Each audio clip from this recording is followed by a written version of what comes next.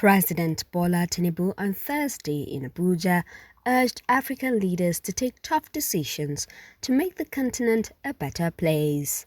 The president gave the charge at the inauguration of Babangida's autobiography, A Journey in Service, and the fundraising for the IBB Presidential Library project. The president particularly called on Nigerians to refocus their time, energy, and resources on building the country and be more mindful of changes in global migration laws that could impede their dreams of a better life.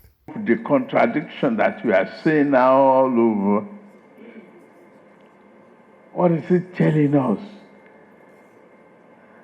It's telling us to wake up, to make Africa a better place, particularly this country, Nigeria. The president also said former military president retired General Ibrahim Babangida showed unusual courage and patriotism by admitting that late MKO Abiola won the June 12 election in 1993. As the special guest of honor at the launch of Babangida's autobiography, A Journey in Service, and the fundraising for the IBB Presidential Library project, Tinubu saluted the former leader's contribution to the country's history and development. I'm glad of the revolution on the June 12th. My general will just come here to pray for you, I listen to you carefully, and I say thank you for everything, for who you are, what you are, and what you have contributed to the history of this great country. Former President General Ibrahim Badamasi Babangida, retired, has accepted full responsibility for the annulment of the June 12, 1993 presidential election, describing it as a regrettable incident in Nigeria's history. Babangida spoke about this during the presentation of his autobiography and inauguration of the Presidential Library in his name. Undoubtedly, credible, free and fair elections were held on June 12, 1993. However, the tragic irony of history remains that the administration that devised a near-perfect electoral system and conducted those near-perfect elections could not complete the process.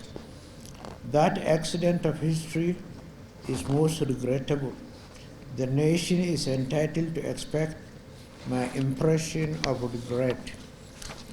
As the leader of the military administration, I accept full responsibility for all decisions taken under my watch. The National Council on Micro, Small and Medium Enterprises has constituted a committee to interface with the Central Bank of Nigeria to enhance small business financing. The committee was set up during the Council's first meeting for 2025 at the Presidential Villa, Abuja. Vice President Shettima said the federal government, in collaboration with stakeholders, will be deliberate in driving growth in the MSME sector. We are not a poor nation by any standard. There are certain parts of this country that if money can grow, the land is so fertile. The Vice President says posterity will judge leaders in the country harshly if they allowed public schools to collapse. Shettima made this known at the public presentation of tablets donated by the MTN Nigeria Communications PLC to students of government science secondary schools in Piakasa and Shettima in Abuja. We are all products of the public school system, and posterity will judge us harshly if we allow the public school system in this country to collapse. Vice President Shettima reaffirmed Nigeria's commitment to leading Africa's digital trade agenda under the African Continental Free Trade Area. Shettima, represented by the Minister of Industry, Trade and Investment, Dr. Jumoke Oduwole, stated this at the AFCFTA Digital Trade Workshop and Global Market in Abuja. Now, Africa's digital trade and trade and services landscape has witnessed significant growth in recent years. Indeed, digital trade is transforming the continent's economic landscape, creating new opportunities for real economic growth, productive job creation, and poverty reduction. The National Economic Council has launched the Nutrition 774 initiative to combat malnutrition and improve Nigeria's nutrition indices. Vice President Kashim Shettima inaugurated the initiative during the 148th NEC meeting at the Presidential Villa, Abuja. Shettima, who is the NEC chairman, said malnutrition extended beyond the health sector, limiting productivity and national growth.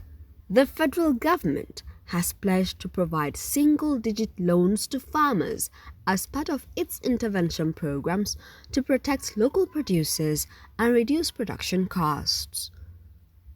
Vice President Kashim Shettima made the pledge at a steering committee meeting of the Presidential Food Systems Coordinating Unit held at the Presidential Villa.